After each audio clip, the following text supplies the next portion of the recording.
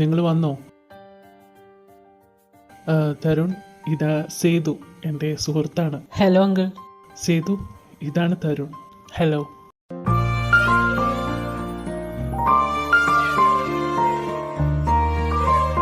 Uncle, ഞാൻ മോളെ ഒന്ന് എടുത്തോട്ടെ? അതിനെന്താ, ഇതാ എടുത്തോ.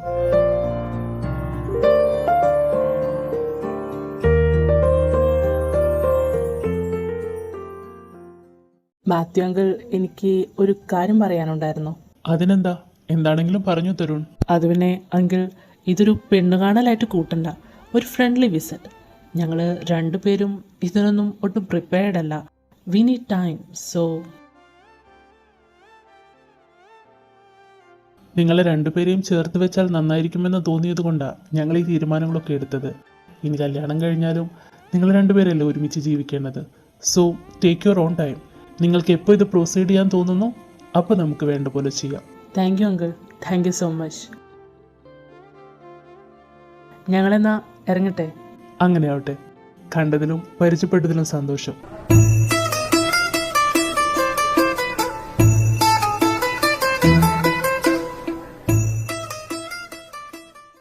ചെറുക്കനെ കണ്ടിട്ട് എങ്ങനെയുണ്ട് സേതു? എന്താ തൻ്റെ അഭിപ്രായം? കാഴ്ചയിൽ രണ്ടുപേരും നല്ല ചേർച്ചയുണ്ട്. അവർ സമയം വേണമെന്നല്ലേ പറയുന്നത്. നമുക്ക് നോക്കാം. അല്ല, മായയുടെ ഫിസിയോതെറാപ്പി ഇനി എത്ര നാൾ കൂടെ ഉണ്ടാവും? കൂടിപ്പോയാൽ ഒരു 2 മാസം. ഇപ്പോൾ തന്നെ കണ്ടില്ലേ, നല്ല മാറ്റമുണ്ട്. തനിയെ എഴുന്നേൽക്കാനും പിന്നെ പതിയെ ഒറ്റടി വെച്ച് നടക്കാനൊക്കെ പറ്റുന്നുണ്ട്. ചാരുള്ളത് എത്ര നന്നായി അല്ലേ? എന്തായാലും ഹരിക്ക് സമയത്ത് തന്നെ അങ്ങനെ ഒരു തീരുമാനം എടുക്കാൻ തോന്നിയത് എന്തുകൊണ്ടും നന്നായി. എന്നാ പിന്നെ ഞാൻ ഇറങ്ങട്ടെ. ശരിയടോ, പോയിട്ട് വാ.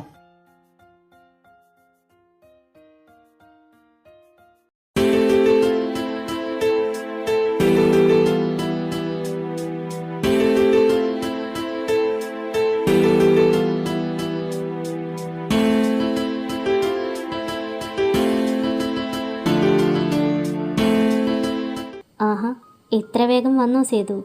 ആ, ഞാൻ എത്തുന്നതിന് മുൻപേ അവർ വന്നിരുന്നു. ഞാൻ അവിടെ എത്തിയതും അവരിറങ്ങി. അപ്പോൾ ചെറുക്കനെ കണ്ടില്ലേ സേതു ഏട്ടാ? ആ, കണ്ടു. നല്ല ചെറുക്കനാ, മിലിക്ക് ചേരും. ഹരി ഇന്നെങ്ങാനും വരുന്നുണ്ടോ ചാരു? ഏയ് ഇല്ല സേതു ഏട്ടാ, ഓരോ ജോലി തിരക്കല്ലേ.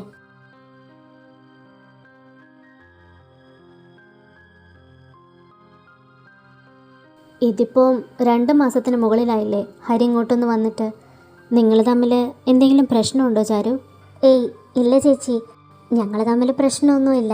ഹരിക്ക് ഓരോരോ തിരക്കുകളാണ്. ചിലപ്പം അടുത്ത ആഴ്ച എങ്ങാനും വരുമായിരിക്കും.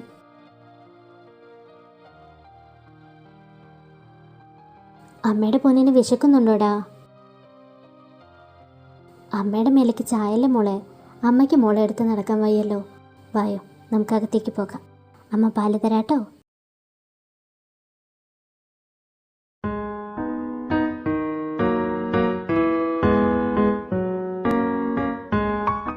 നീ എന്തിനാ തരുൺ അവരോട് അങ്ങനെയൊക്കെ പറയാൻ പോയത്? നമ്മൾ പെണ്ണ് കാണാൻ പോയതല്ല എന്നൊക്കെ. നിനക്കിനി ആ മോളെ ഇഷ്ടപ്പെട്ടില്ല എന്നുണ്ടോ? എൻ്റെ അച്ഛാ, അമ്മേ, ആ പെൺകുട്ടിയെ എനിക്ക് ഇഷ്ടപ്പെട്ടു എന്ന് വെച്ചാൽ എടുത്തു പറയാൻ പ്രത്യേകിച്ച് മോശം വശങ്ങളൊന്നും ഞാൻ കണ്ടില്ല. എന്ന് കരുതി കല്യാണം കഴിക്കാന്നൊക്കെ പറഞ്ഞാൽ കണ്ടിഷ്ടപ്പെടുന്നവരെയൊക്കെ കല്യാണം കഴിക്കാൻ പറ്റുമോ? അത് വേറൊരു ഇഷ്ടമാണ്. അങ്ങനെ ഒരു ഇഷ്ടം മിലിയോട് തോന്നുകയാണെങ്കിൽ അങ്ങനെ, അല്ലെങ്കിൽ അത് ആരോടാണ് തോന്നുന്നത് അവരെ. എന്തായാലും പെട്ടെന്നൊരു വിവാഹം ഉണ്ടാവില്ല. ഓ, എന്നെങ്കിലും ഉണ്ടാവുമല്ലോ, സന്തോഷം.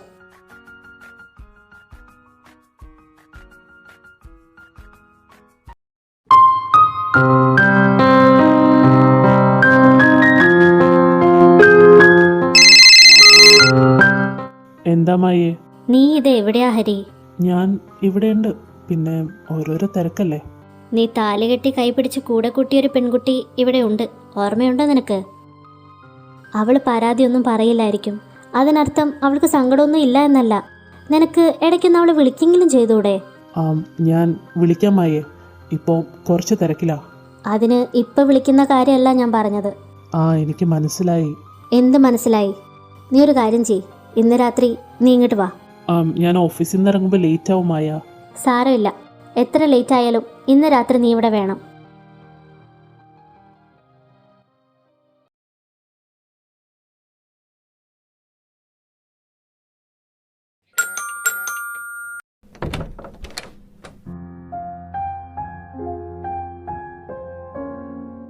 എല്ലാവരും കിടന്നോ? ഇല്ല, ഫുഡ് കഴിക്കുക. ആരാ ചാരു? അത് ഹരിയേട്ടനാ ചെയ്തു കേട്ടാ. ആ, ഹരി. വാടോ, ഫുഡ് കഴിക്കാം. ഇല്ല സേതുവേട്ടാ, ഞാൻ കഴിച്ചു. നൈനു എവിടെ? ഉറങ്ങിയോ? ആ, ഉറങ്ങി. അവള് റൂമിലുണ്ട്.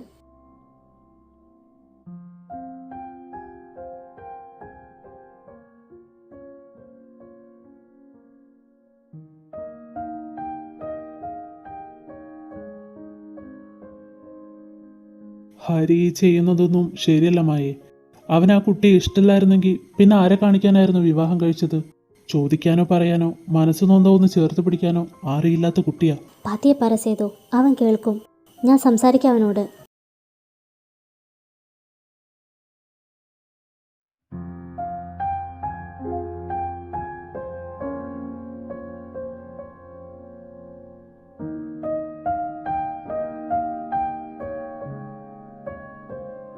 ഹരിയേട്ടൻ ഇന്ന് തന്നെ പോകുമോ? ഹരിയേട്ടൻ്റെ ജോലിയൊക്കെ ആ, നന്നായി പോകുന്നു. എന്നോടൊന്നും ചോദിക്കാനില്ലേ ഹരിയേട്ടന്? ചാരു പ്ലീസ്, നിന്നോട് ഞാനെല്ലാം പറഞ്ഞിട്ടുള്ളതല്ലേ. എല്ലാം അറിഞ്ഞിട്ടും നീ എന്നോട് ഇങ്ങനെയൊന്നും ചെയ്യരുത്. എനിക്കറിയാം ഹരി, ശരിയാ, ഞാൻ പിടിച്ചു വാങ്ങിയതായി ജീവിതം. പക്ഷേ ഇടയ്ക്കൊക്കെ സങ്കടം വരുമ്പോൾ ഈ കൈകളിലേക്ക് ഓടി വരാൻ, ഈ നെഞ്ച് തല ചായ്ക്കാനൊക്കെ തോന്നിപ്പോകുന്നു ഹരി.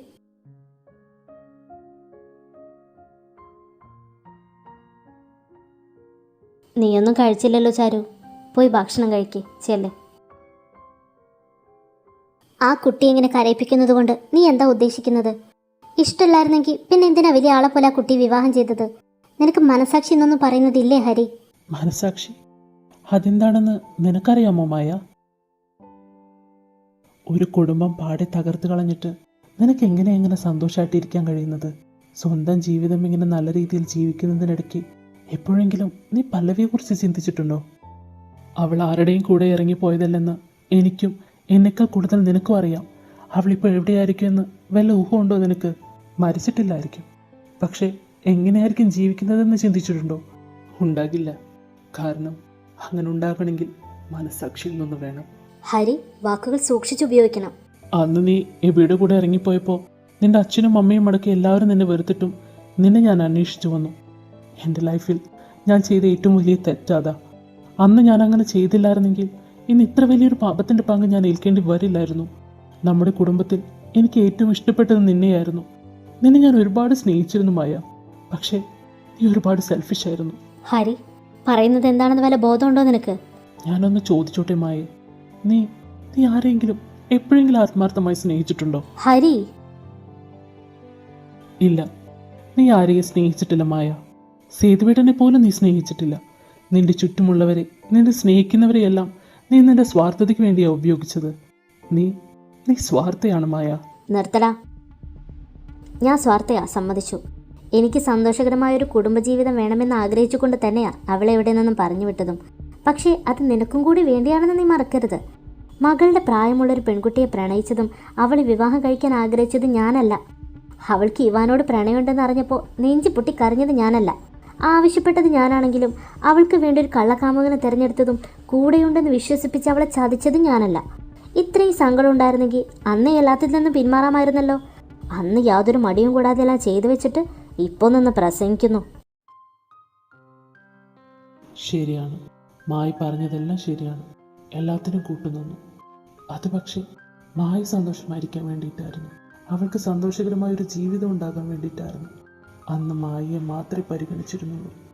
എന്നാൽ ഇന്ന് തൻ്റെ ജീവിതത്തിലേക്ക് ചാരുവിനെ പോലെ ഒരു പെൺകുട്ടി കടന്നു വരുമെന്ന് ഒട്ടും പ്രതീക്ഷിച്ചില്ല. കണ്ട അന്ന് മുതൽ ഇഷ്ടമാണെന്ന് പിറകെ നടന്നിരുന്നത് ചാരു. ഇഷ്ടമല്ലെന്ന് പറഞ്ഞ് ഒരുപാട് പിന്തിരിപ്പിക്കാൻ ശ്രമിച്ചിട്ടും അവൾ പിന്മാറിയില്ല. ഒടുക്കം അവളെ അവോയ്ഡ് ചെയ്യാൻ തുടങ്ങി. പതിയെ തന്നെ മറന്നോളൂ എന്ന് കരുതി. അതിനിടയിലാണ് അവളുടെ അച്ഛൻ മരിക്കുന്നത്. സ്വന്തമെന്ന് പറയാൻ ആകെ ഉണ്ടായിരുന്ന അച്ഛനും മരിച്ച് അനാഥയെ പോലെ ഇരിക്കുന്ന ചാരുവിനെ കണ്ടപ്പോൾ തനിച്ചാക്കാൻ തോന്നിയില്ല. പക്ഷെ അന്ന് ഞാൻ എടുത്ത തീരുമാനം എന്നെ ഇത്രയും വലിയ പ്രതിസന്ധി കൊണ്ടെത്തിക്കുമെന്ന് ഞാൻ വിചാരിച്ചില്ല. ഓരോ തവണ ചാരുവിനെ നോക്കുമ്പോഴും കാണുന്നത് പല്ലവിയാണ്. അവളോട് ഒരിക്കലും പൊറുക്കാൻ കഴിയാത്ത തെറ്റ് ചെയ്തു എന്ന കുറ്റബോധം എന്നെ നീറി ഇല്ലാതാക്കുക. എന്താ, നിന്റെ നാവിറങ്ങിപ്പോയോ? നീ പറഞ്ഞതെല്ലാം ശരിയാ, ചെയ്തു പോയി. അതിൽ ഞാനിന്ന് വെന്തുരുകുകയാ. പക്ഷെ എന്തെങ്കിലും ഒരിക്കൽ പല്ലവി തിരിച്ചു വന്നാൽ, എല്ലാം സേതുവേട്ടൻ അറിഞ്ഞാൽ എന്താ സംഭവിക്കുക എന്ന് അറിയാലോ നിനക്ക്. നഷ്ടപ്പെടുന്നത് മുഴുവനും നിനക്കായിരിക്കും.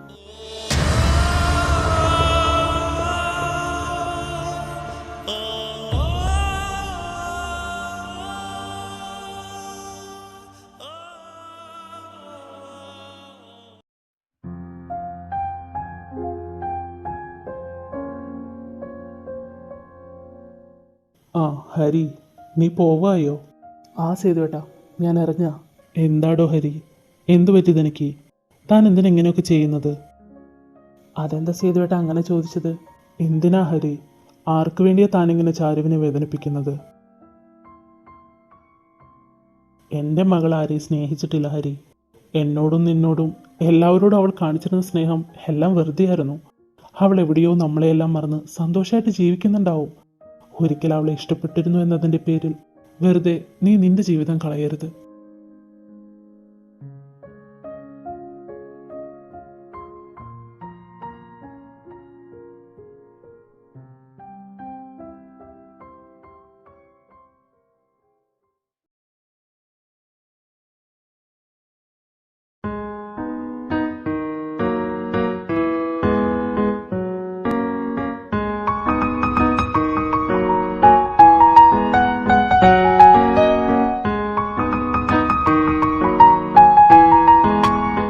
ആ നീയെപ്പെത്തി?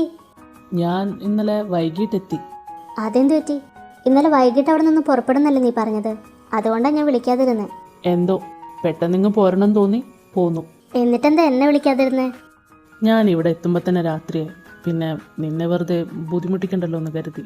ബുദ്ധിമുട്ടിക്കണ്ടെന്നോ? നിനക്കിതെന്തു പറ്റി? ഇവിടെ നിന്ന് പോകുന്നവരെ ഒരു കുഴപ്പമുണ്ടായിരുന്നില്ലല്ലോ. ഒരു പെണ്ണ് കാണാൻ പോയി വന്നപ്പോഴേക്കും ചെക്കൻ്റെ കിളി പോയോ? ഒന്ന് പോ പെണ്ണേ, എനിക്കൊരു കുഴപ്പം പറ്റിയിട്ടില്ല. ആ ഇല്ലെങ്കിൽ വേണ്ട. അല്ലടാ, പെണ്ണ് കാണാൻ പോയ വിശേഷങ്ങളൊന്നും പറഞ്ഞില്ലല്ലോ. പോയി വന്നിട്ട് നീ വിളിക്കുന്നു കരുതി ഞാൻ. പ്രതീക്ഷിച്ചിട്ടും കാണാതായിട്ട് നീ എന്തെന്നെ വിളിക്കാതിരുന്നേ? നിനക്കതൊന്നും പറയാൻ താല്പര്യം ഉണ്ടാവില്ലെന്ന് തോന്നി. എന്തുക്കും? നിനക്ക് എന്താടാ പറ്റിയേ? അമ്മയായിട്ട് വഴക്ക് കൂടിയോ? അതോ കാണാൻ പോയ പെൺകുട്ടി നിന്നെ റിജക്റ്റ് ചെയ്തോ? ഒന്നുമില്ല പവി, ഒരു ചെറിയ തലവേദന. ഓ, എന്നാ പിന്നെ നിന്നെ കഷ്ടപ്പെട്ടെന്ന് വന്നത് ഇന്നും കൂടെ ലീവാക്കായിരുന്നില്ലേ? ഇങ്ങനെ ലീവ് എടുത്ത് കൂട്ടിയാ എൻ്റെ വർക്കൊക്കെ ഞാൻ എങ്ങനെ കംപ്ലീറ്റ് ആക്കും? ഷെടാ, നിനക്ക് വയ്യാത്തോണ്ടല്ലേ? നീ ഇപ്പോൾ തൽക്കാലം ചെല്ല്, നമുക്ക് പിന്നെ സംസാരിക്കാം.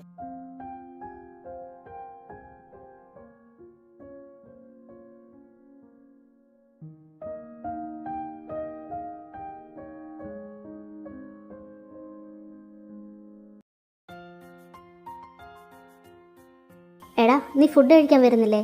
ഇല്ല, നിങ്ങൾ കഴിച്ചോ? ഇവൻ ഇതെന്തു പറ്റി? രാവിലെ വന്നപ്പോൾ തൊട്ടേ മൂഡ് ഓഫ് ആണല്ലോ. ആ, ആർക്കറിയാം. കേട്ടിറങ്ങുമ്പോൾ വന്നോളൂ. നീ വാ, എനിക്ക് വിശക്കുന്നു.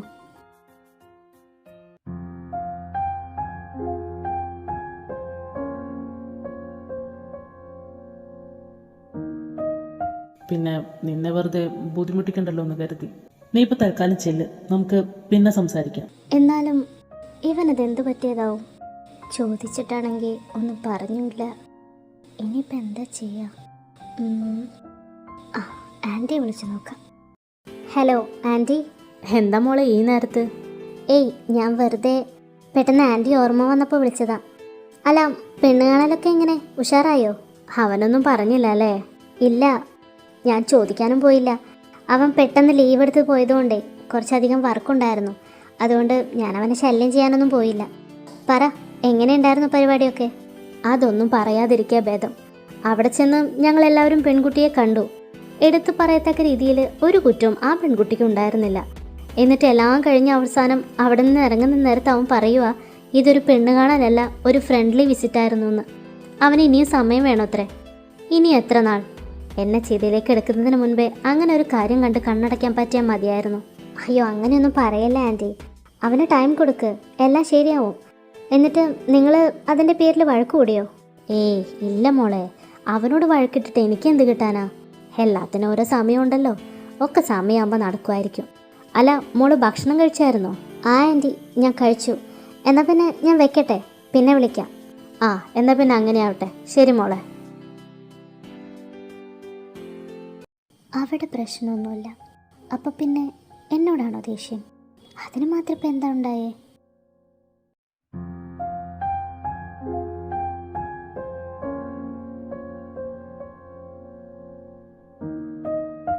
എനിക്കറിയാവുന്ന പല്ലവി ഒരിക്കലും ഇവാനെ ചതിക്കില്ല. പിന്നെ എന്തിനായിരിക്കും അവൾ ആ വീട്ടിൽ നിന്നും ഇറങ്ങിയത്?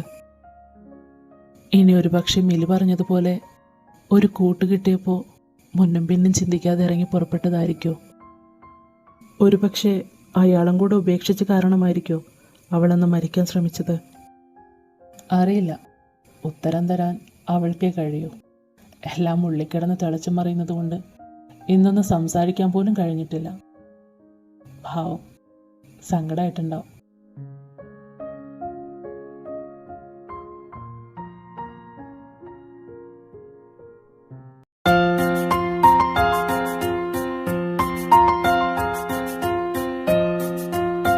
Good morning Tarun. Good morning. അല്ല, പല്ലവി വന്നില്ലേ? ഇല്ലടാ, ഇന്ന് ലീവാ. ലീവോ? എന്തു പറ്റി? ഇന്ന് വരാനൊരു മൂഡില്ലത്രേ. എന്നിട്ട് അവൾ എന്നോട് പറഞ്ഞില്ലല്ലോ. കുറച്ച് കഴിഞ്ഞ് വിളിക്കുമായിരിക്കും.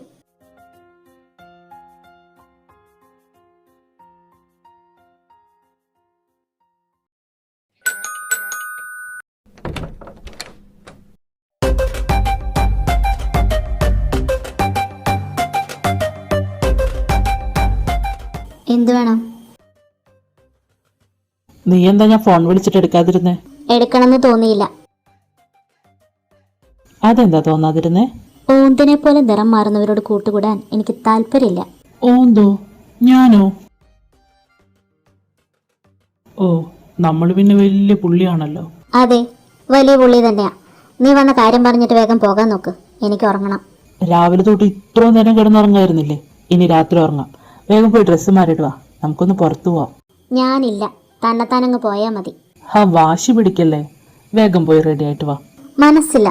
ആദ്യം നീ എന്തിനാ എന്നോട് ഇന്നലെ പിണങ്ങി നടന്നതെന്ന് പറ. എന്നിട്ട് ആലോചിക്കാം നിന്റെ കൂടെ വരണോ വേണ്ടയോന്ന്.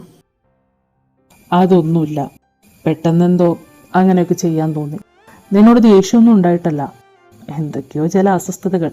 നീ പെട്ടെന്ന് റെഡി ആയിട്ട് വാ, നമുക്കൊന്ന് പുറത്തു പോവാം. മൈൻഡൊക്കെ ഒന്ന് ഫ്രഷ് ആയിട്ട് തിരിച്ചു വരാം. അങ്ങനെ നിനക്ക് തോന്നുമ്പോൾ ദേഷ്യപ്പെടാനും അത് കഴിഞ്ഞ് വന്ന് കൂട്ടുകൂടാനൊന്നും പറ്റില്ല. ഇന്നലെ മൊത്തം എന്നെ അവോയ്ഡ് ചെയ്തതിന് സോറി പറ. നിന്ന് കിണിക്കാതെ സോറി പറയടാ, ഇല്ലെങ്കിൽ വന്ന വഴി വിട്ടോ. ചെല്ല് ചെല്ല്. ഹോ എൻ്റെ പൊന്നു പവി, സോറി, 1000 വട്ടം സോറി.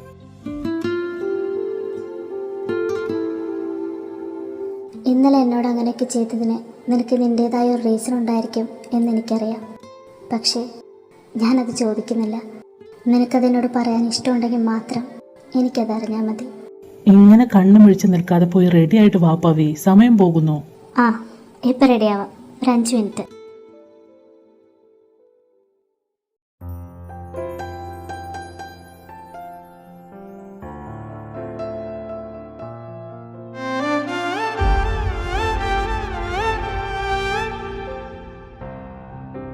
എന്നാലും ആദ്യമായി പെണ്ണ് കാണാൻ പോയിട്ട് അതിൻ്റെ വിശേഷങ്ങളൊന്നും നീ പറഞ്ഞില്ല.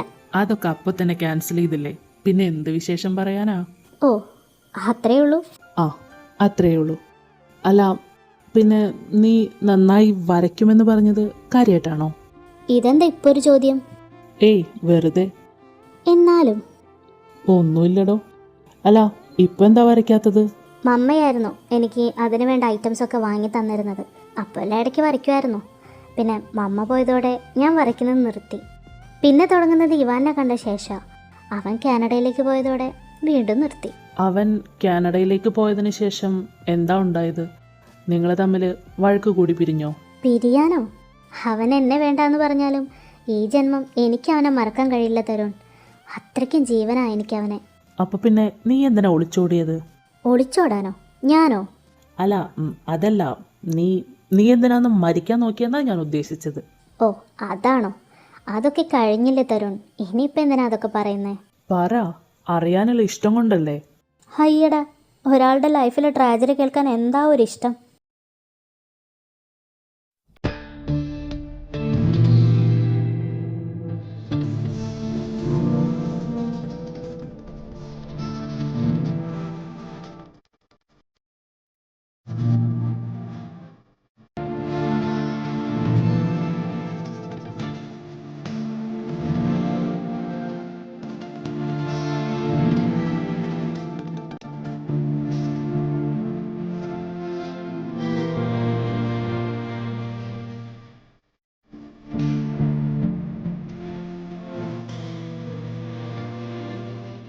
അല്ല പവി, നീ എന്ത് മണ്ടത്തര കാണിച്ചത്?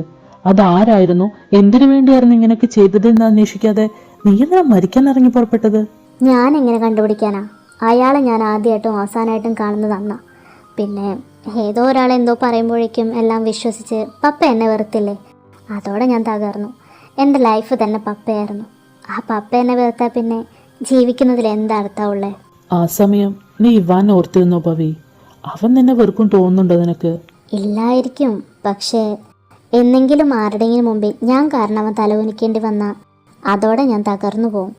അല്ലെങ്കിൽ തന്നെ ഞാൻ ഇവാനും ചേർന്ന് നിൽക്കുന്നത് ആർക്കും ഇഷ്ടമല്ല. അപ്പോൾ പിന്നെ ആളില്ലാത്ത നേരത്ത് ഒരാണിനെ വിളിച്ചു കയറ്റിയ എന്നെ വിവാഹം കഴിക്കാൻ അവൻ്റെ പേരൻസ് സമ്മതിക്കും തോന്നുന്നുണ്ടോ? പക്ഷെ അതൊന്നും സത്യമല്ലല്ലോ. പക്ഷേ എൻ്റെ തെളിവില്ലല്ലോ.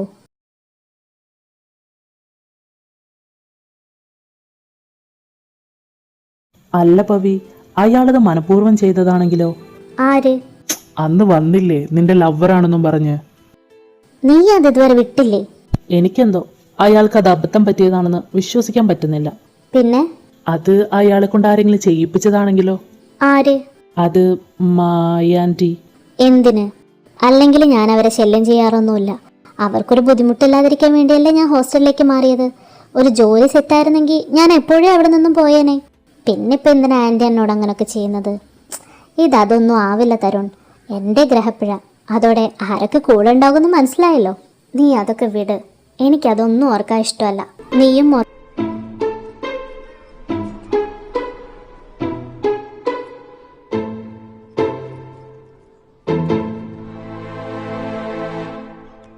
What A pleasant surprise.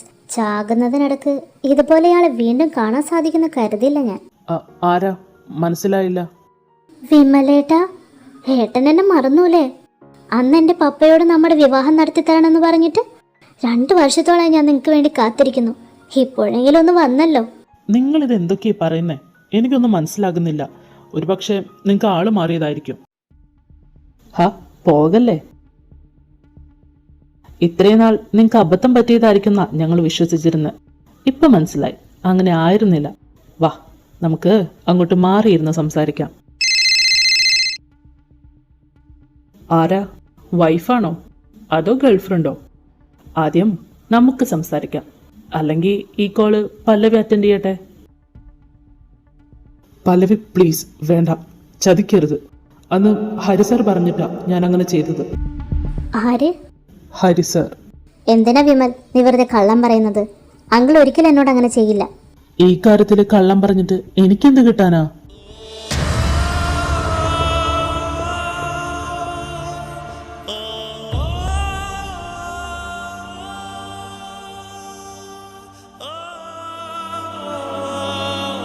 നീയും ഹരിയും തമ്മിൽ എങ്ങനെയാ പരിചയം? എന്തിനു വേണ്ടിയാ ഹരി നിന്നോട് അങ്ങനെ ചെയ്യാൻ പറഞ്ഞത്? ഞാനും ഹരിസാറും ബാംഗ്ലൂരിൽ ഒരുമിച്ച് വർക്ക് ചെയ്തിരുന്നതാ. ഞങ്ങൾ തമ്മിൽ നല്ല അടുപ്പമായിരുന്നു. അതുകൊണ്ട് തന്നെ ഫിനാൻഷ്യൽ എന്തെങ്കിലും ഒരു ആവശ്യം വന്നാൽ ഞാൻ ആദ്യം ചെല്ലുന്നത് സാറിൻ്റെ അടുത്തായിരിക്കും. അന്നും നാട്ടിൽ പോയ സമയം എനിക്ക് കുറച്ച് ക്യാഷ് അത്യാവശ്യം വന്നു. ഞാൻ സാറിനോട് ചോദിച്ചു. സാറ് നേരിട്ട് കാണാമെന്ന് പറഞ്ഞപ്പോൾ ഞങ്ങൾ പുറത്ത് വെച്ച് മീറ്റ് ചെയ്തു.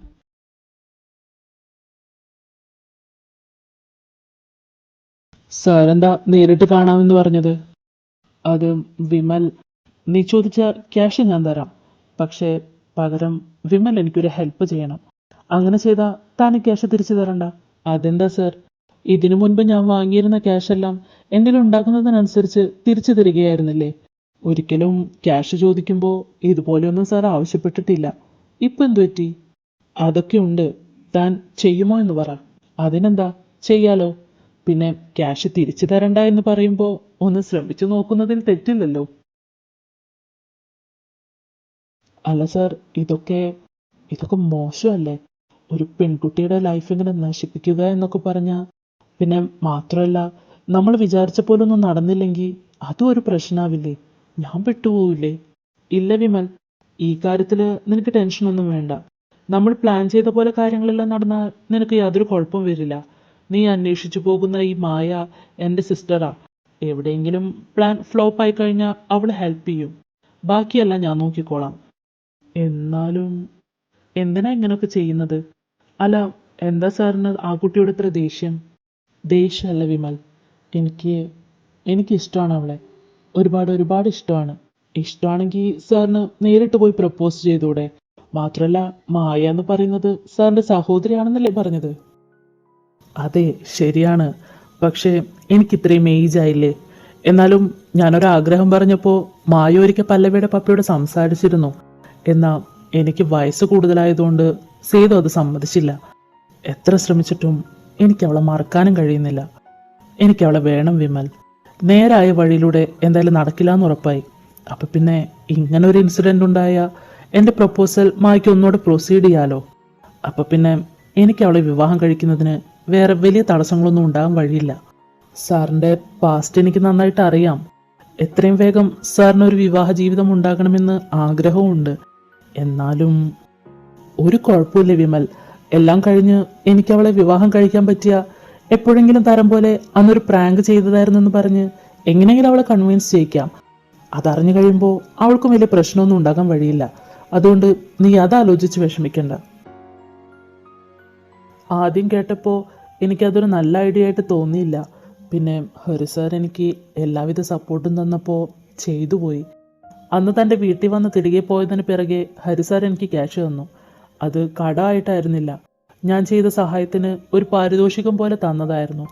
അവിടം കൊണ്ട് എല്ലാം കഴിഞ്ഞു എന്ന് വിചാരിച്ചിരിക്കുമ്പോഴാണ് സാറിൻ്റെ സിസ്റ്റർ മായ എനിക്ക് ഫോൺ വിളിക്കുന്നത്.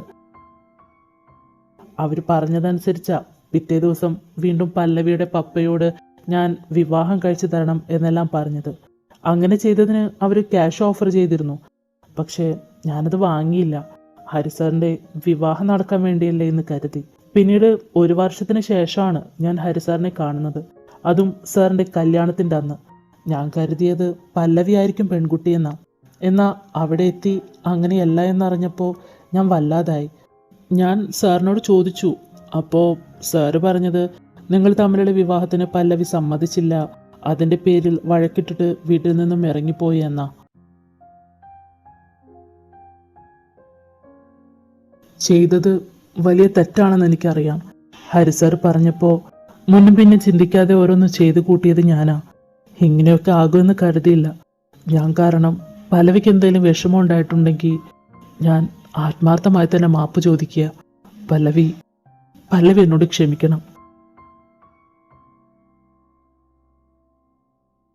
പല്ലവിയെ നീ കണ്ടത് ഒരു കാരണവശാലും ഹരി അറിയരുത്. ഇല്ല, ഞാൻ പറയില്ല. ഞാൻ പൊയ്ക്കോട്ടെ.